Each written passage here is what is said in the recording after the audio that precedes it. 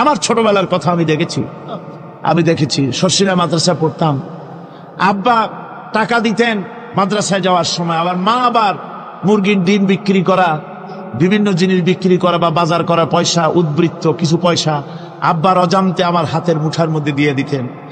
যখন মাদ্রাসার দিকে রওনা হয়েছি, পর্দার আড়াল থেকে দরজা থেকে দেখতাম, যতক্ষণ তাকায় দেখতেছি চোখ থেকে পানি দরদর করে পড়তেছে।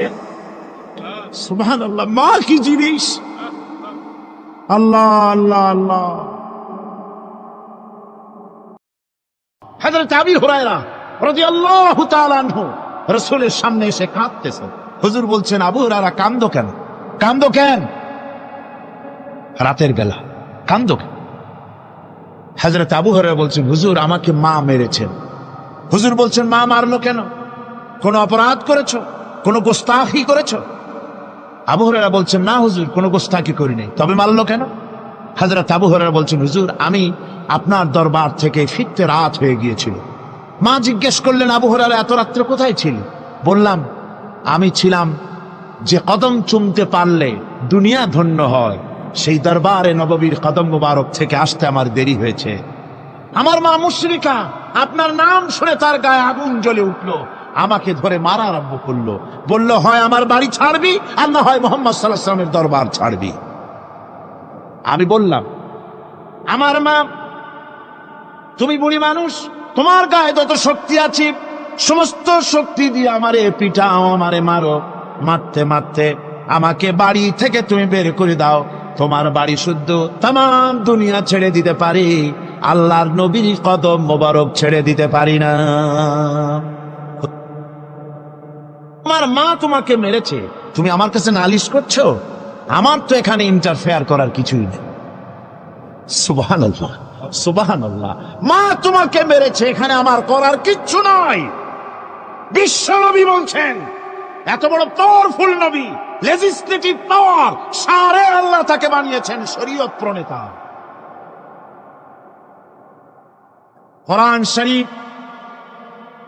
কোরআন শরীফই শুধু হালাল ও হারামের, হালাল এবং হারামের, বৈধ এবং অবৈধের সীমা রাখা শুধু কোরআনই ঠিক করেনি, রাসূলের জন্য আল্লাহ ছেড়ে দিয়েছেন।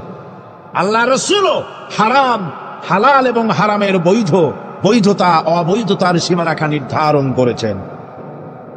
এত বড় ক্ষমতাটা, এত বড় পাওয়ারফুল বিশ্বনবী, তিনি বলছেন মা মেরেছে, আমার করার কিছু নাই। চিন্তা করেন কত বড় কথা, এ কথার লোড কত। হযরত আবু হুরায়রা বলেন, ইয়া রাসূলুল্লাহ, মা মাকে মেরেছেন, আমি আল্লাহর নবীর কাছে মায়ের বিরুদ্ধে নালিশ করতে আসি নাই। বললেন, কেন এসেছো? হযরত আবু হুরায়রা বলেন, হুজুর এসেছি একটা কারণে। আমি জানি আল্লাহ নবী যদি আল্লাহর দরবারে হাত উঠায়া কোনো জিনিস বলে, আল্লাহ রাব্বুল আলামিন সঙ্গে সঙ্গে মঞ্জুর করে নেন। হুজুর আমি এসেছি, মেহেরবানি করে দোয়া করুন আমার মাকে যেন আল্লাহ হেদায়েত নসিব করে দেন। আল্লাহ নবী হাত উঁচু করে বললেন, আল্লাহুম্মা হিদি উম্মা আবি হুরায়রা, আয় আল্লাহ আমি দোয়া করি আবু হুরায়রার মাকে তুমি হেদায়েত নসিব করে দাও। রাসূলুল্লাহ দোয়া করছেন আর আবু হুরায়রা সমানে দৌড়াচ্ছেন। তিনি দৌড়াচ্ছেন, পেছন থেকে কয়েকজনে আবু হুরায়রার জামা টেনে ধরেছে, দৌড়ো। তাদের জানা আবু হুরায়রা খুব ভদ্রলোক মানুষ, কোন ঝড় ঝামেলার মধ্যে থাকে না, রাগ সাগ করে না, চিৎকার মারে না, দৌড় মারে না, এত ভদ্র শরীর, দৌড়ায় কেন? না জানি কোন বিপদ বুঝি ঘটে গেছে। পিছন থেকে জামা টেনে ধরে বলে, দৌড়াও কেন? হযরত আবু হুরায়রা জামা সাহাবীর হাত থেকে ছিনায় নিয়ে বলেন, জামা ছেড়ে দাও, আমাকে দৌড়াতে দাও। আমি দৌড়াইয়া বাড়ি যে দেখতে চাই, আমি দৌড়াই আগে আমার বাড়ি পৌঁছতে পারলাম না, আমি যাওয়ার আগে আমার আল্লাহর নবীর দোয়া আমার বাড়ি পৌঁছে গেছে, আমি এইটা দেখতে চাই। হযরত আবু হুরায়রা বাড়িতে গিয়ে দরজা নক করলেন, ভেতর থেকে আওয়াজ এলো, কে? হযরত আবু হুরায়রা বলেন, মা আমি তোমার আবু হুরায়রা ফিরে এসেছি। মা বলছেন, বাবা অপেক্ষা করো, দরজা খুলতেছি। হযরত আবু হুরায়রা বলেন, মায়ের গলার আওয়াজের ভিতরে শিরকিয়াতের কর্কশতা পেলাম না, মায়ের গলার আওয়াজের ভিতরে তাওহীদের গন্ধ পেলাম। আমার মনে হলো নবীজির নিক্ষিপ্ত তীর তার নিশানায় পৌঁছে গেছে। কিছুক্ষণ পর মা আমার বেরিয়ে এলেন। মাথা থেকে, চুলের থেকে বুড়ি মানুষ, সাদা চুলের ভিতর থেকে পানি পড়তেছে।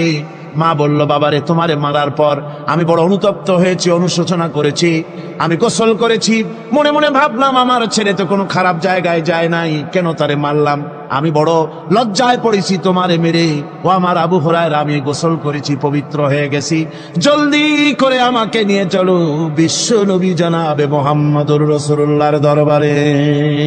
হযরত বাইজিদ বুস্তামি, ছোট্ট বাচ্চা ছেলে, গভীর রাত্রে মা অসুস্থ, পানির পিপাসায় জেগে উঠেছেন। বাবারে, পিপাসায় শেষ হয়ে গেলাম, পানি দাও। ছেলে ঘরের ভিতরে পানি না পেয়ে বাইরে দৌড়াদৌড়ি করলেন। অনেক দূর থেকে পানি নিয়ে এসে দেখেন মা ঘুমায় গেছেন। পানি নিয়ে দাঁড়ানো পৌষ মাস, মাঘ মাসের শীতের রাত, ফজরের সময় মায়ের ঘুম ভেঙে গেল। তাকিয়ে দেখেন বাইজিদ দাঁড়ানো, হাতে পানি থরথর করে কাঁপছে। জিজ্ঞাসা করে, বাইজিদ, তুমি দাঁড়ানো কেন? ছোট্ট বাচ্চা বলে, মা, পানি চেয়েছিলে তুমি গভীর রাত্রে, পানি ঘরে ছিল না, অনেক দূর থেকে আনতে হয়েছে।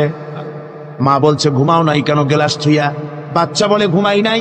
তুমি যদি আবার পানি চাও, সময় মতো যদি দিতে না পারি, মা, তোমার কষ্ট হবে। এই জন্য ফজর পর্যন্ত আমি দাঁড়ায় আছি, কখন তুমি পানি চাও। মা হাতের থেকে পানি নিয়ে পান করলেন। বাইজিদকে বিছানার উপরে আরাম করে কম্বল দিয়ে ঘুম পড়াইয়া দিলেন। হযরতে বাইজিদের মা উযু করে ফজরের নামাজ পড়ে সিজদায় চলে গেলেন। চিৎকার মেরে কেঁদে বলেন, আমার রব, আমার আল্লাহ, আমি আমার বাইজিদের মা, আমি মা হয়ে বাইজিদের জন্য দোয়া করি। বাইজিদ আমার জন্য আজকে যা করেছে, আমি মা, আমার কলিজা ঠান্ডা হয়ে গেছে। আয় আল্লাহ, আমি বাইজিদের জন্য দোয়া করি, তুমি তাকে সুলতানুল আরিফিন বানাইয়া দিও। মঞ্জুর হয়ে গেল আল্লাহ পাকের কাছে দোয়া। আমার ভাইরা, আল্লাহ পাক বলছেন, খবরদার, আমার ইবাদতের পরে মা বাপ। আল্লাহর ইবাদতের পরে কারা? মা বাপ। বিশ্ব নবী জনাবে মুহাম্মদ রাসূলুল্লাহ সাল্লাল্লাহু আলাইহি ওয়াসাল্লাম মসজিদে নববীর ভিতরে বসে আছেন। এক বৃদ্ধা মহিলা মসজিদের মধ্যে প্রবেশ করলেন। হুজুর বৃদ্ধাকে দেখে দাঁড়ায় গেলেন। বিশ্ব নবী বুড়ি মেয়ে লোককে দেখে দাঁড়ায় গেলেন। আল্লাহ নবী বুড়িকে দেখে দাঁড়ালেন। বুড়ি যখন কাছে এলেন, আল্লাহর নবী নিজের গায়ের চাদর বুড়ির জন্য বিছায়া দিলেন। বুড়ি বসলেন। এরপরে কথাবার্তা সারার পর বুড়ি যখন বিদায় হবেন, হুজুর আবার দাঁড়ালেন। বুড়ি মহিলা চলে গেলেন। সাহাবায়ে কেরাম বলেন, ইয়া রাসূলুল্লাহ, কিছুই বুঝলাম না, একজন বৃদ্ধা মহিলার জন্য বিশ্ব নবী দাঁড়ান আর গায়ের চাদর বিছান, আমরা বড় আশ্চর্য হয়ে গেলাম। নবীজি বলেন, ও আমার সাহাবীরা, তোমরা জানো না এই মহিলা কি চিনতে পারো নাই? আমি আমার মায়ের দুধ আমার জীবনে কিসমতে তেমন হয় নাই, আমি আমার মায়ের দুধ তেমন কিসমতে পাই নাই। যার বুকে দুধ খেয়ে, যার কোলে কাখে চড়ে আমি বড় হয়েছি, আমার সেই দুধ মা, ইনি হযরতে হালিমাতুস সাদিয়া, আমার সেই দুধ মা। রাসূলুল্লাহ নিজে সম্মান দিয়েছেন মায়ের। খবরদার, মাকে অসম্মান করবেন না, মাকে সম্মান করবেন, মাকে শ্রদ্ধা করবেন। মরুভূমির ভিতরে যে রব্বুল আলামিন পথের নিশানা তৈরি করে দিলেন, যেখানে গভর্নমেন্ট রাস্তা বানাতে পারে না, মরুভূমির ভিতরে যিনি পথের নিশানা বানালেন মানুষ যেন না হারায়, যে আল্লাহ রব্বুল আলামিন দুর্গম পাহাড়ের ভিতরে গিরিপথ তৈরি করে দিলেন মানুষ যেন হারায় না যায়। সমুদ্রের ভেতরে নাবিকরা দিনের বেলায় সূর্যের আলো দেখে পথ চলে, রাতের আধারে সে যেন গভীর সমুদ্রের ভিতরে হারায় না যায়। আল্লাহ তাই আকাশের ভিতরে তারকা মণ্ডলী খচিত করে রেখেছেন। সমুদ্রের নাবিকেরা, জাহাজের নাবিকেরা তারকা দেখে দেখে পথ নির্ণয় করে নেন। যে মাবুদ রাস্তা বানালেন জঙ্গলের ভিতরে, পাহাড়িয়া এলাকার ভিতরে, যে মহান প্রভু রাস্তা বানালেন, নিশানা বানালেন মরুভূমির ভিতরে, যিনি রাস্তা দেখায় দিলেন গভীর সমুদ্রের ভেতরে, সেই আল্লাহ রব্বুল আলামিন আমরা দুনিয়ার বুকে মানুষেরা অন্ধকারে মরবো, রাস্তা হবে না, এমনটি তো হতেই পারে না। আল্লাহ রব্বুল আলামিন আমাদের জন্য রাস্তা বানায়েছেন। মহান আল্লাহ রব্বুল আলামিন বলেন, وعلى الله قصد السبيل ومنها جائر। আল্লাহ পাক বলেন, সোজা রাস্তা, সোজা পথ বলে দেওয়ার দায়িত্ব আমি আল্লাহর। যেখানে রয়েছে অসংখ্য বাঁকা পথ, অসংখ্য বাঁকা পথ যেখানে, যে পৃথিবীতে, সেখানে সোজা রাস্তা বলে দেওয়ার দায়িত্বটা কার? জোরে বলেন কার? আল্লাহ শুধু সৃষ্টি করেন না, সৃষ্টি করেন, শিক্ষা দেন, পথ বলে দেন, পথটাও বাকি রাখেন না, পথটাও তিনি বলে দিয়ে দেন। হযরতে মূসা আলাইহিস সালামের কাছে ফেরাউন প্রশ্ন করল, তুমি যে রবের দাবি করছো, যে একজন রব আছেন, সে রবের পরিচয় কি? তোমার সেই রব কে? হযরতে মূসা আলাইহিস সালাম যে জবাবটা দিলেন, কি সুন্দর জবাব! এক কথার ভিতরে সমস্ত কথা সন্নিবেশিত হয়ে গেছে। ফেরাউনের প্রশ্নের জবাবে রব কে, এ কথার জবাব দেওয়া যায়, হাজার হাজার পৃষ্ঠা লেখা যায়। রবকে, তার পরিচিতি। আমি যদি এখন শুধু রব শব্দের ব্যাখ্যা করি, তাফসীর করি, রাত শেষ হয়ে যেতে পারে, ইনশাআল্লাহ ব্যাখ্যা দেওয়া যাবে। কিন্তু মূসা আলাইহিস সালাম কি সুন্দর একটা জবাব দিয়া দিলেন। রবকে শোনো, রব্বুনাল্লাযী আ'তা কুল্লা শাইইন খালকাহু সুম্মা হাদা। রব হচ্ছেন সেই, আমার প্রভু হচ্ছেন তিনি, যিনি সমস্ত সৃষ্টিকে, সমস্ত মাখলুকাতকে যিনি সৃষ্টি করেছেন, আর সৃষ্টি করার পর তার চলার জন্য পথ তৈরি করে দিয়েছেন। তিনি হচ্ছেন আল্লাহ পাক, যিনি সৃষ্টি করেন আর পথের দিশা দেন। তিনি হচ্ছেন আল্লাহ পাক, তিনি হচ্ছেন রব। শুধু বানান না, বানাবার পরে তার প্রয়োজনটাও মিটাই দেন। আল্লাহ পাক সেই আল্লাহ বলছেন, খালাকাল ইনসানা আল্লামাহুল বায়ান। তিনি মানুষ সৃষ্টি করেছেন। আমি সম্ভবত দ্বিতীয় দিনে আপনাদেরকে বলেছিলাম, মানুষ বানর থেকে আসে নাই, মানুষ ওরাং ওটাং থেকে আসে নাই, মানুষ শিম্পাঞ্জি থেকে আসে নাই, মানুষ বাঁদরের গোষ্ঠী নয়, মানুষ এসেছে মাটি থেকে, আদম থেকে। মানুষের পূর্বপুরুষ হচ্ছেন হযরতে আদম আলাইহিস সালাম। মানুষের পূর্বপুরুষ কে? আদম আলাইহিস সালাম। আর মানুষের পূর্বপুরুষ হচ্ছেন আদম আলাইহিস সালাম, আর তার উৎপত্তি হচ্ছে মাটি থেকে। মানুষ এসেছে আদম থেকে, আদম এসেছে মাটি থেকে।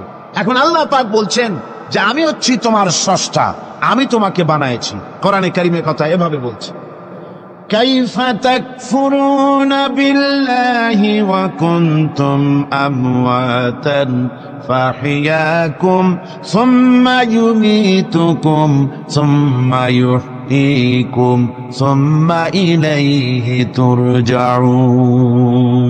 এ মানুষ, তোমরা কিভাবে কুফরি করো, অস্বীকার করো, আল্লাহর সাথে নাফরমানি করো? কিভাবে করো যে আল্লাহ তোমাকে, তুমি ছিলে মৃত্যু, তোমাকে আল্লাহ পাক জিন্দা করেছেন।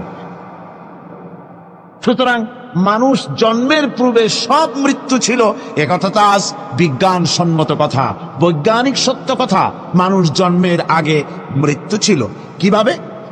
মানুষের উৎপত্তি কোত্থেকে এলো? কোরআনে কারীম তা পরিষ্কার করে বলছে, তোমাকে কিভাবে সৃষ্টি করেছে তুমি দেখো। সন্তান মায়ের জরাইতে আসার পূর্বে সে ছিল পিতার শুক্রকীট আর মায়ের ডিম্বাণু, অর্থাৎ স্পার্মটোজন এবং ওভাম, এই দুটি জিনিসের মধ্যে সে বিভক্ত ছিল। মায়ের বক্ষপিঞ্জর এবং পিতার পৃষ্ঠদেশ থেকে সবেগে নির্গত এক ফোঁটা পানি দিয়ে আমি আল্লাহ পাক তোমাকে সৃষ্টি করেছি। কোরআনে কারীম বলছে, হাল আতা আলাল ইনসানি হিনুম মিনাদ দাহরি লাম ইয়াকুন শাইআম মাযকুরা। মানুষের জীবনে কি এমন এক সময় এসেছিল না যখন সে উল্লেখযোগ্য বিষয় বস্তু হিসাবে পরিগণিত ছিল না? তোমার নাম ছিল না, পরিচয় ছিল না, কিছুই ছিল না, দুনিয়ার কেউ তোমাকে জানতো না, শুনতো না। আমি আল্লাহ পাক তোমাকে সৃষ্টি করেছি। তুমি কোত্থেকে এলে? কোরআনে কারীম থেকে তা জেনে নাও।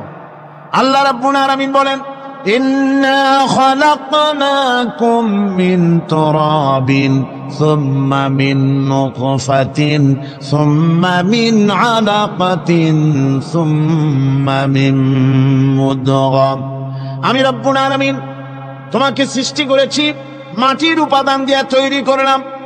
মা বাপের পুরুষের স্পার্মটোজন আর মহিলাদের ওভাম দুটোতে মিলে মায়ের গর্ভের ভিতরে নাপাক পানি ফোটাকে জমাট রক্তে পরিণত করে দিলাম।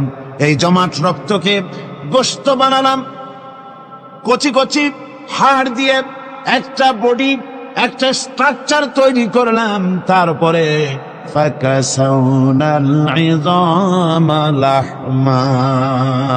গোশত দিয়ে, রগ দিয়ে, চামড়া দিয়ে সুন্দর করে ছাউনি দিয়া মায়ের গর্ভের ভিতরে আমি আল্লাহ রব্বুল আলামিন তোমাকে বানাইছি।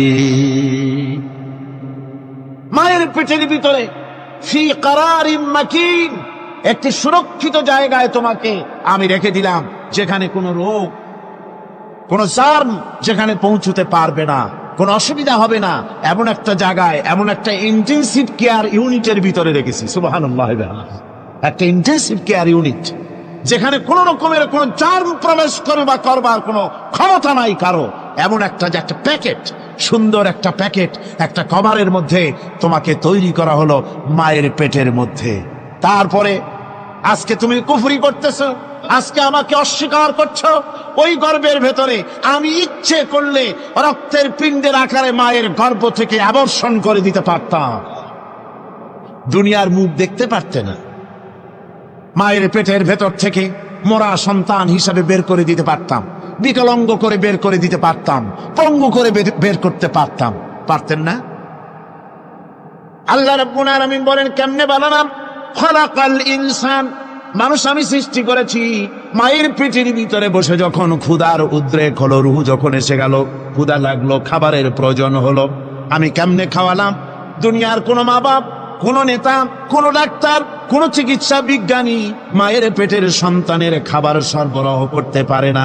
আল্লাহ পাক বলেন তুমি কি খাবে? ব্যবস্থা আমি করেছি।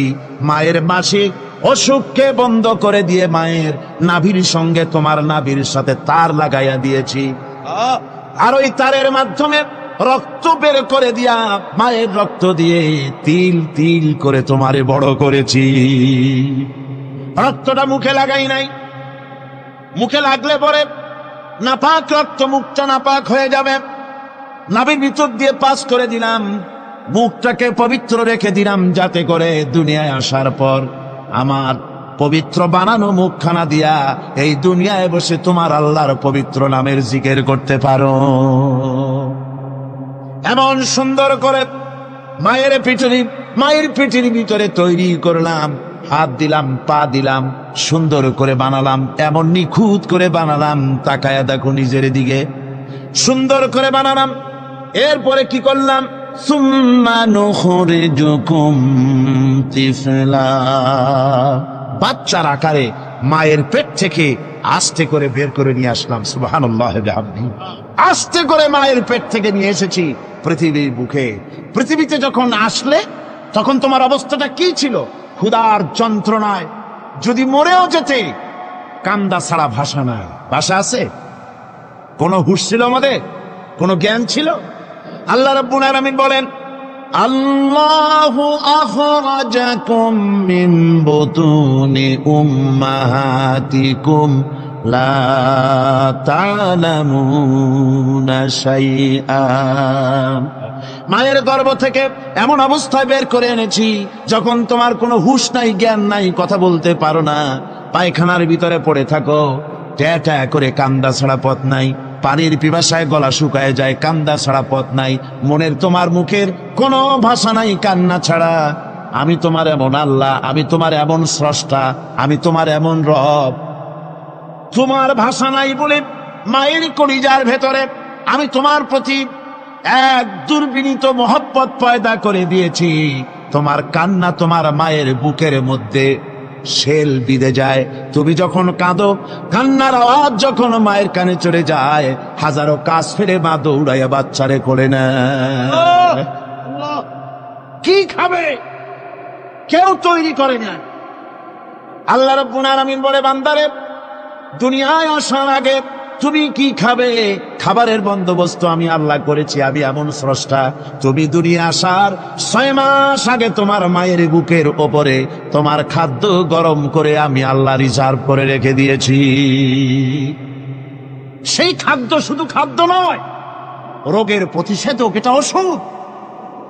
আজ বিজ্ঞানীরা, চিকিৎসা বিজ্ঞানীরা বলছেন মায়ের দুধ সন্তানের খাদ্যের, মায়ের দুধের চাইতে কোনো বিকল্প কিছুই নাই। সন্তান পৃথিবীতে এলে মায়ের প্রথম দুধটা, গ্রামে গঞ্জে অশিক্ষিত এলাকায় প্রথম দুধটা ফেলে দেয়, এটাকে মনে করে এটা খারাপ, এটা খাওয়াতে নাই, তাহলে ধনুষ্টঙ্কার হবে। হাবিজাবি কথা বলে। আল্লাহ দুধ বানাইছে বাচ্চার ধনুষ্টঙ্কার হওয়ার জন্য।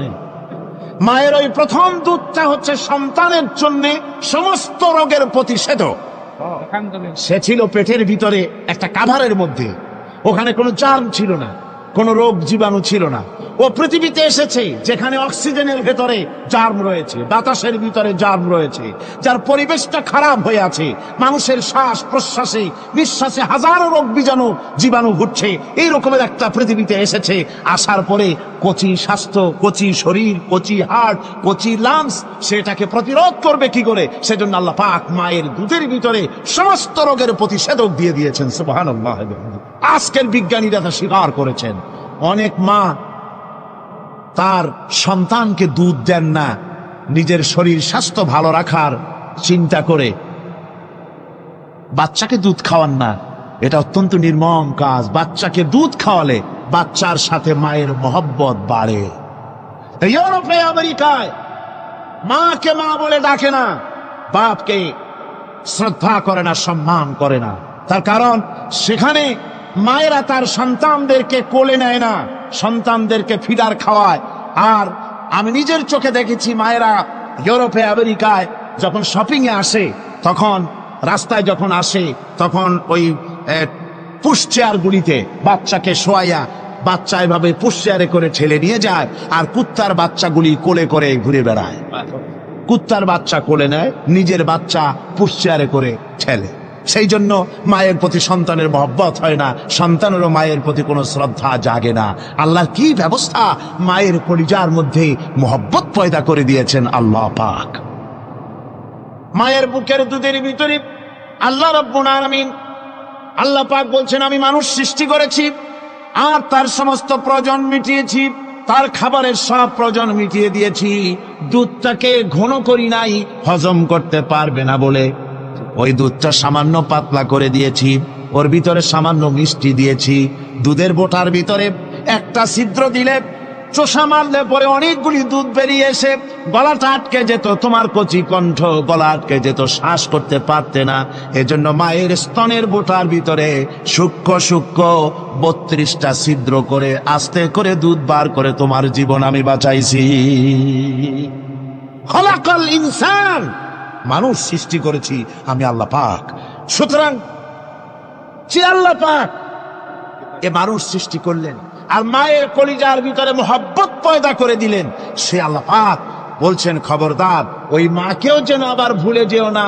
মাকে সম্মান করো, মা বাপকে মহব্বত করো, তাদেরকে শ্রদ্ধা করো। বউ পাইয়া, সুন্দরী স্ত্রী পেয়ে মায়ের কথা ভুলে যেও না। অনেক সাহেব আছে মায়ের কথা ভুলে যায়, স্ত্রীর কথা অনুযায়ী মায়ের উপরে অত্যাচার করে, এরকমও বহুত আছে। আল্লাহ পাক বলছেন, শোনো, وَقَضَى رَبُّكَ أَلَّا تَعْبُدُوا إِلَّا إِيَّاهُ وَبِالْوَالِدَيْنِ إِحْسَانًا। তোমার প্রভুর পক্ষ থেকে ফয়সালা হয়েছে, চূড়ান্ত সিদ্ধান্ত হয়ে গিয়েছে, আমি আল্লাহর ইবাদতের পর তোমার মা বাপের ইহসান করবে, খেদমত করবে, তাদের জন্য উপকার করবে, তাদেরকে ভালোবাসবে। আল্লাহ রাব্বুল আলামিন বলেন, মা বাবার সঙ্গে কেমনে কথা বলবে, তাদের সাথে কিভাবে আচরণ করবে, আল্লাহ তাও শিখিয়ে দিয়েছেন। আল্লাহ পাক বলেন, ওয়ালা তাকুল লাহুমা ওয়াকুল লাহুমা কাওলান কারীমা। মা বাবার সাথে সম্মানজনক কথা বলো। ওয়াকুল লাহুমা কাওলান কারীমা, সম্মানজনক কথা বলো। মাথায় ঝাঁকি দিয়ে রাগ করে চোখ মোটা করে কথা বলো না।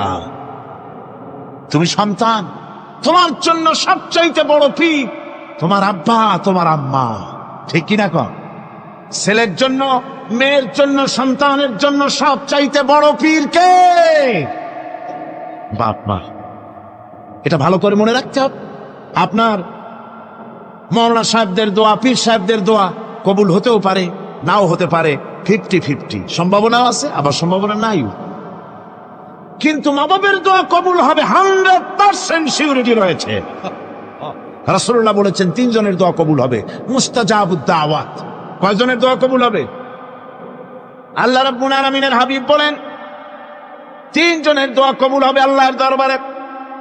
তার মধ্যে একজন হলেন মাজলুম ব্যক্তি, যে ব্যক্তি অত্যাচারিত, যে ব্যক্তি মুসাফির, প্রবাসী, তার দোয়া কবুল হবে। আর মা বাপ যদি সন্তানের জন্য দোয়া করে, ওই দোয়া আল্লাহ রাব্বুল আলামিনের দরবারে মঞ্জুর হয়ে যায়। আল্লাহ রাব্বুল আলামিন মা বাপ সম্পর্কে বলেন, মা বাবের জন্য আমার কাছে দোয়া করবি বান্দারা, আমার কাছে দোয়া করবি। দোয়াটা আল্লাহ পাক শেখাচ্ছেন, রব্বিরহামহুমা কামা রব্বায়ানি সাগীরা। পড়েন সবাই, রব্বিরহামহুমা কামা রব্বায়ানি সাগীরা। একটু জিকির করেন, লা ইলাহা ইল্লাল্লাহ। আমার ভাইরা, আল্লাহ পাক শিখাচ্ছেন, বান্দা তোর মা বাপের জন্য আমার কাছে দোয়া কর। আল্লাহ রব, আয় আমার প্রভু, আমার মা বাপ যেমন ছোটবেলায় আমাকে স্নেহের কোলে লালন পালন করেছে, আয় আমার আল্লাহ তুমি আমার মা বাপকে তোমার রহমতের কোলে লালন পালন করো। আল্লাহ শিখাই দিয়েছেন। আমার ভাইরা, প্রত্যেক নামাজের পরে এই দোয়াটা ভুলে যাবেন না। ভুলে যাবেন? ভুলে যাবেন?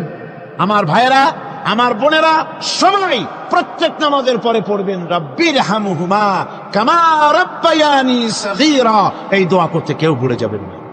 আল্লাহ রাব্বুল আলামিন বলে, বান্দারে, ওয়া ওয়াসাইনাল ইনসানা বিওয়ালিদাইহি ইহসানা হামালাতুহু উম্মুহু কুরহা ওয়া ওয়াদাতুহু কুরহা।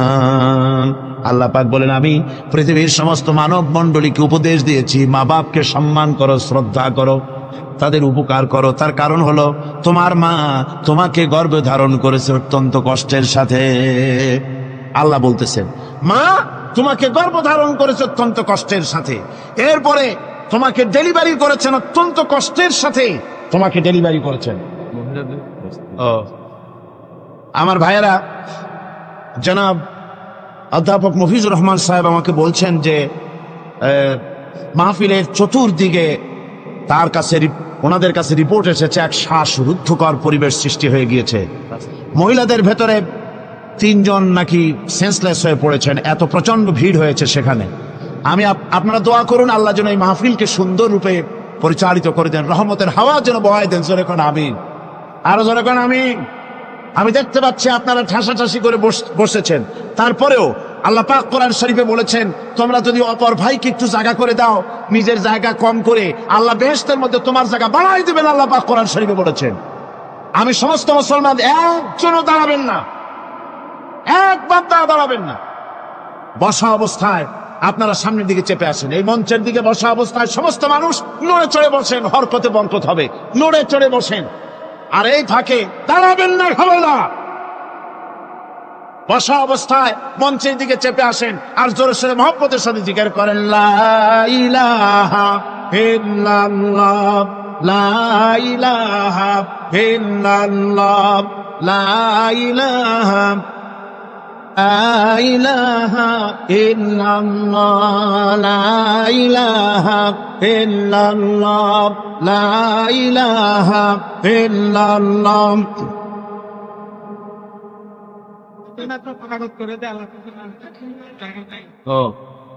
লা ইলাহা ইল্লাল্লাহু মুহাম্মাদুর রাসূলুল্লাহ। মুহতারাম বন্ধুবর, হযরত মাওলানা শামসুদ্দিন সাহেব মাদ্দাজিল্লুহ বলছেন যে আল্লাহর কাছে দোয়া করেন না, আল্লাহ মাঠটারে বড় করে দিক। আল্লাহ পারেন না? পারেন না? অবশ্যই পারেন। আল্লাহ পাক সকলের জন্য আসান করে দিন। তবে মনে রাখবেন, এত বড় রহমতের মাহফিল জীবনে আর একবার পাবো কোনো নিশ্চয়তা নাই। আহা, কোনো নিশ্চয়তা নাই। এত বড় বরকতের মাহফিল, রহমতের মাহফিল, জান ভরে শুনুন আর আরাম করে বসুন। হাঁটা চলা বন্ধ করুন, নিতান্ত প্রাকৃতিক কারণ ছাড়া ওঠা বসা করার চেষ্টা না করাটাই ভালো। আল্লাহ পাক বলছেন, আমি গোটা বিশ্বের সমস্ত মানব মণ্ডলীকে উপদেশ দিয়েছি, মা বাপের খেদমত করো, সম্মান করো। কেন? মা তোমাকে পেটে ধারণ করেছে বড় কষ্টের সাথে। কে বলছেন এ কথা? আমার আল্লাহ বলতেছেন, পেটে ধরতে খুব কষ্ট হয়েছে। আপনাকে পেটে রেখে মায়ের কত কষ্ট হয়েছে সে কথা বোঝার জন্য আপনার গর্ভবতী স্ত্রীর দিকে তাকায় দেখেন। আপনার স্ত্রী যখন গর্ভবতী হবে তখন দেখবেন তার অবস্থাটা কি, ওইটা দেখে আপনি আন্দাজ করতে পারবেন আপনার মায়ের কত কষ্ট হয়েছিল। গভীর রাত্রে মানুষ সব ঘুমায় যায়, গর্ভবতী মা ঘুমাতে পারে না। সন্তান পেটের ভিতরে হাঁটু দিয়া গুতা মেরেছে, পা দিয়া লাথি মেরেছে। মা চরম শীতের রাত্রে, প্রচন্ড শীতের রাতে গায়ের লেপটা সরায় দিয়া মা একবার দাঁড়ায় আর একবার বসে, একবার দেওয়ালের সাথে হেলান দিয়া দাঁড়ায়, কষ্ট করে রাতটারে কাটায় দেয়। আবার সারাদিন সংসারের জন্য কাজ করেছেন, রান্না বান্না করেছেন মা, সকলকে খাওয়াইয়া মা শেষের দিকে খেতে গেছেন। যখন নিজে খেতে গেলেন, খাবারের ক্ষুধাত নিয়ে পেট ক্ষুধা নিয়ে খেতে বসেছেন, পেটের ভিতরে সন্তান লাথি মেরেছে, পেটের মধ্যে ঘুষা মেরেছে, হাঁটু দিয়া গুতা মেরেছে। ভরা পেটে, পেটের ভিতরে সন্তান গুতা মারলো হাঁটু দিয়া, মাথা দিয়া। মা ক্ষুধা রয়েছে, পেটে খেতে পারলেন না, বেদনা শুরু হয়েছে। খাবারের থালাটা ঠেলে দিয়ে মা দাঁড়ালেন, বসলেন, চোখের পানি ফেললেন। এভাবে করে মা একটা দুইটা দিন নয়, 10টি মাস পর্যন্ত সন্তানটাকে পেটের মধ্যে নিয়ে, একটা জীবিত মানুষ আর একটা জীবিত সন্তান পেটের মধ্যে নিয়ে নড়াচড়া করছেন, চলাফেরা করছেন। কিতাবের মধ্যে এসেছে, রাতের বেলায় মা যে ঘুমাতে পারেন না সন্তানের নড়াচড়ার কারণে, রাতভর ইবাদত করলে যত সওয়াব পাওয়া যেত আল্লাহ ওই সওয়াব মায়ের আমলনামায় লিখে দেন। সন্তান পেটে থাকার কারণে খেতে পারে না, পেট ভরে ক্ষুধায় কষ্ট পায় মা। এই জন্যে 10 মাস ধরে রোজা রাখলে যে সওয়াব হতো আল্লাহ রাব্বুল আলামিন মায়ের আমলনামায় রোজার সওয়াব লিখে দেন। 10 মাস পুরে গেল, সন্তান ডেলিভারির সময় চলে এলো।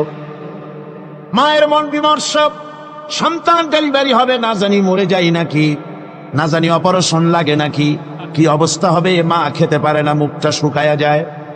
ডেলিভারির সময় যখন আসে, মা বাবার কাছ থেকে বিদায় নিয়ে যায়, স্বামীকে একান্তে গোপনে ডেকে নিয়ে বলে, প্রাণের স্বামী, দীর্ঘদিন একসঙ্গে ঘর কন্যা করেছি, অপরাধ হয়ে যেতে পারে, আমারে মাফ করে দিও। আমার মনে হয় এবার আমি আর বাঁচবো না। সংসার থাকলো, চাবি থাকলো, সব বুঝে নাও, আমারে মাফ করে দিও।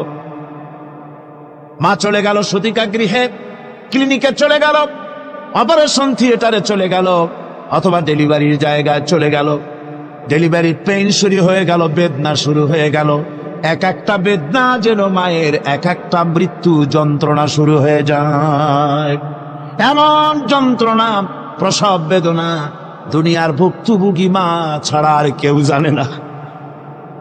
এই চরম বেদনার ভেতর দিয়ে, চরম কষ্টের ভিতরে মা যখন একটা বাচ্চা প্রসব করলো, জিহাদের ময়দানের মতো মা রক্তাক্ত হয়ে গেলেন, সন্তান দুনিয়ায় এলো।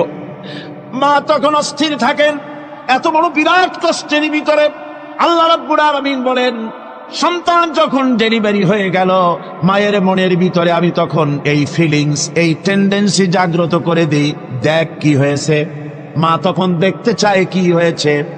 মায়ের সামনে যখন এত কষ্টে হৃদয় বিঙ্গলন, কলিজার 32টি নাড়ি ছেঁড়া যন্ত্রণা আর সন্তান যখন মায়ের চোখের সামনে আসে, আল্লাহ পাক বলেন, মা যখন তার ছেলের মুখের দিকে তাকায়, মেয়ের মুখের দিকে তাকায়, আল্লাহ বলেন 10 মাসের পেটে ধরা কষ্ট আর ডেলিভারির সব কষ্ট মায়ের মন থেকে মুছে ফেলে দেই। আল্লাহ রাব্বুল আলামিন বলেন, খবরদার দুনিয়ার মানুষ, এমন মায়ের সাথে নাফরমানি করবি না, এ মায়ের সাথে নাফরমানি করবি না। মাকে সম্মান করবি, মার কাছে দোয়া চাবি। দুনিয়ায় যদি সম্মান চাও, রিজেক্ট চাও, মায়ের পায়ে ধরে কান্দো। মায়ের জাতি অনেক সম্মান তার। রাসূল করিম সাল্লাল্লাহু আলাইহি সাল্লামকে প্রশ্ন করা হয়েছে, হুজুর খেদমত করবো কার? হুজুর কয় মায়ের। তারপরে কার? হুজুর কয় মায়ের। তারপরে কার? হুজুর বলেন মায়ের। তারপরে কার? তোমার পিতার। 3 গুণ। তোর মায়ের মর্যাদা 3 গুণ বেশি, তোর বাপের চাইতে মর্যাদা বেশি। সুবহানাল্লাহ পড়ে। আর আজকে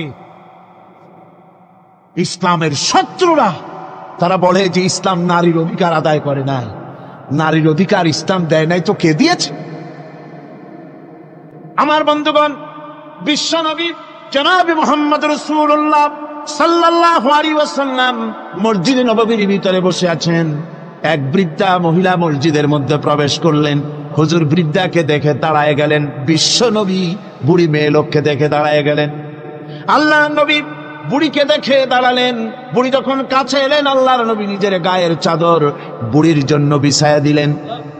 বুড়ি বসলেন। এরপরে কথাবার্তা সারার পর বুড়ি যখন বিদায় হবেন, হুজুর আবার দাঁড়ালেন। বুড়ি মহিলা চলে গেলেন।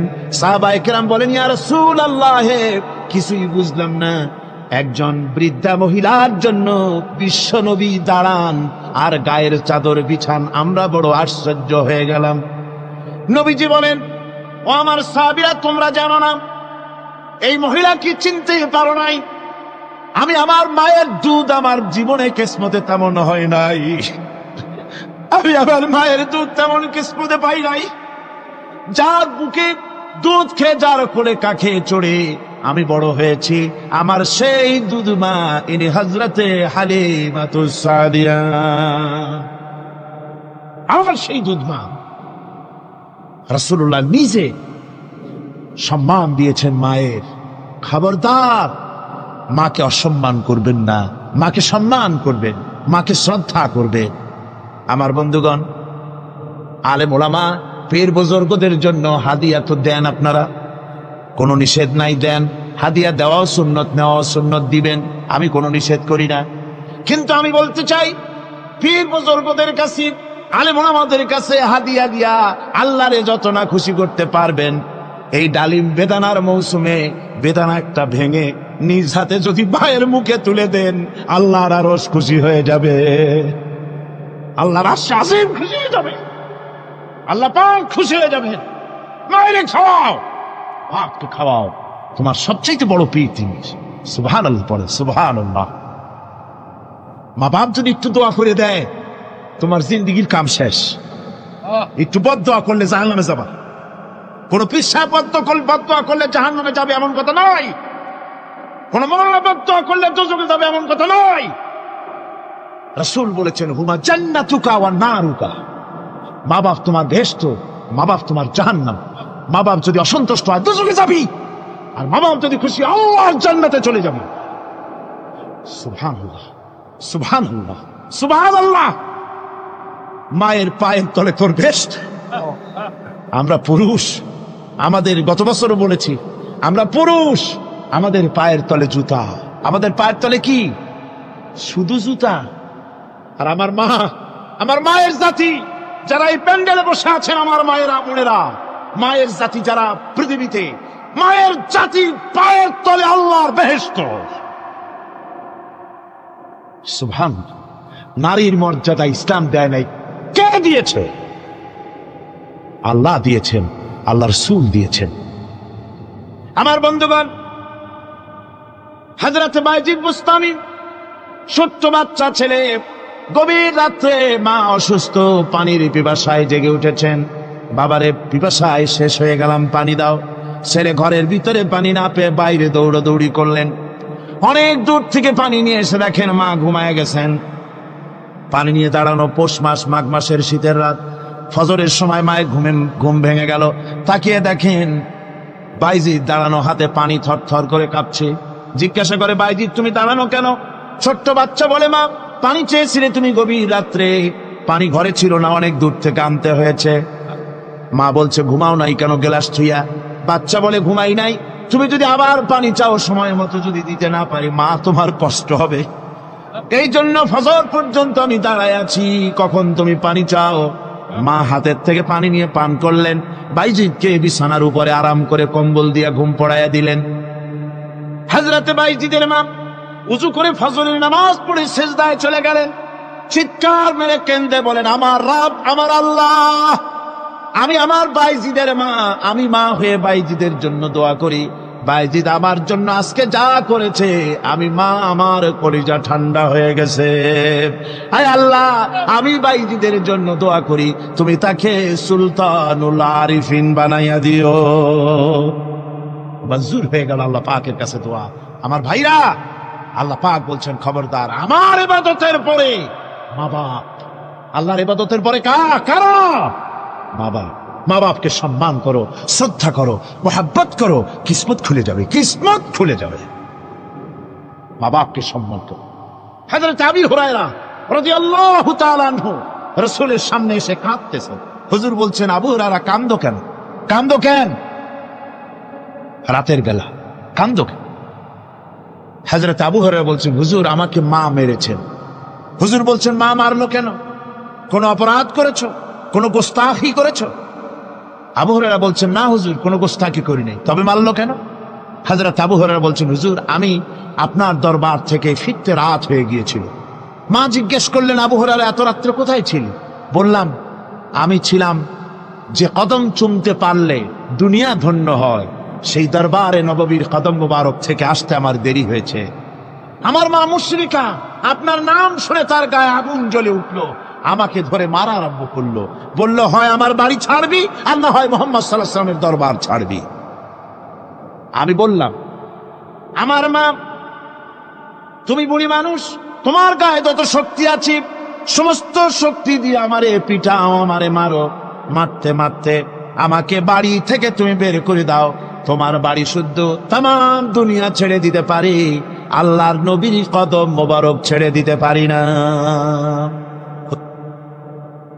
তোমার মা তোমাকে মেরেছে, তুমি আমার কাছে নালিশ করছো? আমার তো এখানে ইন্টারফেয়ার করার কিছুই নেই। সুবহানাল্লাহ, সুবহানাল্লাহ। মা তোমাকে মেরেছে, এখানে আমার করার কিচ্ছু নাই। বিশ্বনবী বলছেন, এত বড় পাওয়ারফুল নবী, লেজিসলেটিভ পাওয়ার, সারে আল্লাহ তাকে বানিয়েছেন শরীয়ত প্রণেতা।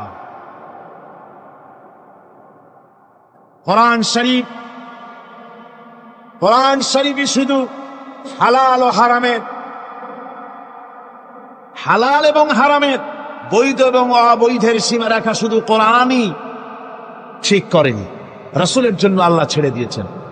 আল্লাহ রাসূলও হারাম, হালাল এবং হারামের বৈধতা অবৈধতার সীমারেখা নির্ধারণ করেছেন। এত বড় ক্ষমতা, এত বড় পাওয়ারফুল বিশ্বনবী, তিনি বলছেন, মা মেরেছে, আমার করার কিছু নাই। চিন্তা করেন কত বড় কথা, এ কথার লোড কত। হযরত আবু হুরায়রা বলেন, ইয়া রাসূলুল্লাহ, মা মাকে মেরেছেন, আমি আল্লাহর নবীর কাছে মায়ের বিরুদ্ধে নালিশ করতে আসি নাই। বললেন, কেন এসেছো? হযরত আবু হুরায়রা বলেন, হুজুর, এসেছি একটা কারণে। আমি জানি আল্লাহ নবী যদি আল্লাহর দরবারে হাত উঠায়া কোনো জিনিস বলে, আল্লাহ রাব্বুল আলামিন সঙ্গে সঙ্গে মঞ্জুর করে নেন। হুজুর, আমি এসেছি, মেহেরবানি করে দোয়া করুন আমার মাকে যেন আল্লাহ হেদায়েত নসিব করে দেন। আল্লাহ নবী হাত উঁচু করে বললেন, আল্লাহুম্মা ইহদি উম্মা আবি হুরায়রা, আয় আল্লাহ, আমি দোয়া করি আবু হুরায়রার মাকে তুমি হেদায়েত নসিব করে দাও। রাসূলুল্লাহ দোয়া করছেন, আর আবু হুরায়রা সমানে দৌড়াচ্ছেন। তিনি দৌড়াচ্ছেন, পেছন থেকে কয়েকজনে আবু হুরায়রার জামা টেনে ধরেছে, দৌড়ো। তাদের জানা আবু হুরায়রা খুব ভদ্রলোক মানুষ, কোন ঝড় ঝামেলার মধ্যে থাকে না, রাগ সাগ করে না, চিৎকার মারে না, দৌড় মারে না, এত ভদ্র শরীর, দৌড়ায় কেন? না জানি কোন বিপদ বুঝি ঘটে গেছে। পিছন থেকে জামা টেনে ধরে বলে, দৌড়াও কেন? হযরত আবু হুরায়রা জামা সাহাবীর হাত থেকে ছিনায় নিয়ে বলেন, জামা ছেড়ে দাও, আমাকে দৌড়াতে দাও। আমি দৌড়াইয়া বাড়ি যে দেখতে চাই, আমি দৌড়াই আগে আমার বাড়ি পৌঁছতে পারলাম না, আমি যাওয়ার আগে আমার আল্লাহর নবীর দোয়া আমার বাড়ি পৌঁছে গেছে, আমি এইটা দেখতে চাই। হযরত আবু হুরায়রা বাড়িতে গিয়ে দরজা নক করলেন, ভেতর থেকে আওয়াজ এলো, কে? হযরত আবু হুরায়রা বলেন, মা আমি তোমার আবু হুরায়রা ফিরে এসেছি। মা বলছেন, বাবা অপেক্ষা করো, দরজা খুলতেছি। হযরত আবু হুরায়রা বলেন, মায়ের গলার আওয়াজের ভিতরে শিরকিয়াতের কর্কশতা পেলাম না, মায়ের গলার আওয়াজের ভিতরে তাওহীদের গন্ধ পেলাম।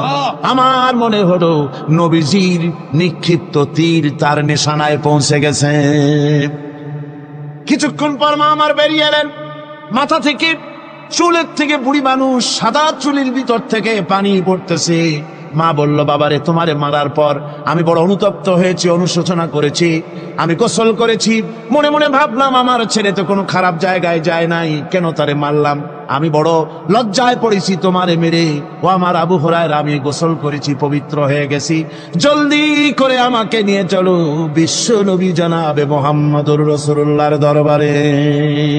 হযরত আবু হুরায়রার মা ঘোষণা করলেন, আশহাদু আল্লা ইলাহা ইল্লাল্লাহু ওয়াহদাহু লা শারীকা লাহু ওয়া আশহাদু আন্না মুহাম্মাদান আবদুহু ওয়া রাসূলুহু।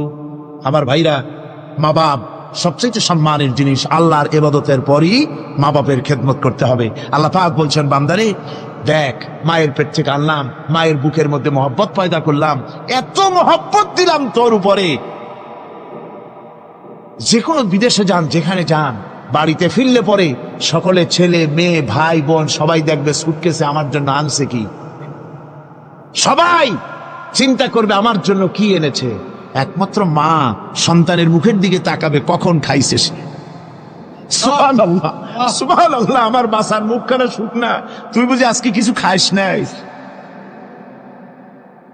বিদেশে যেসব সন্তান থাকে, মা কাটা কবুতরের মতো ছটফট করে।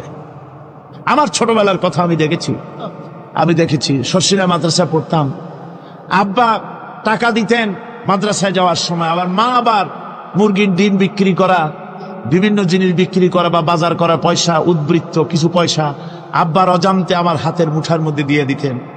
যখন মাদ্রাসার দিকে রওনা হয়েছি, পর্দার আড়াল থেকে, দরজা থেকে দেখতাম, যতক্ষণ তাকায় দেখতেছি চোখ থেকে পানি দরদর করে পড়তেছে। সুবহানাল্লাহ, মা কি জিনিস! আল্লাহ আল্লাহ আল্লাহ।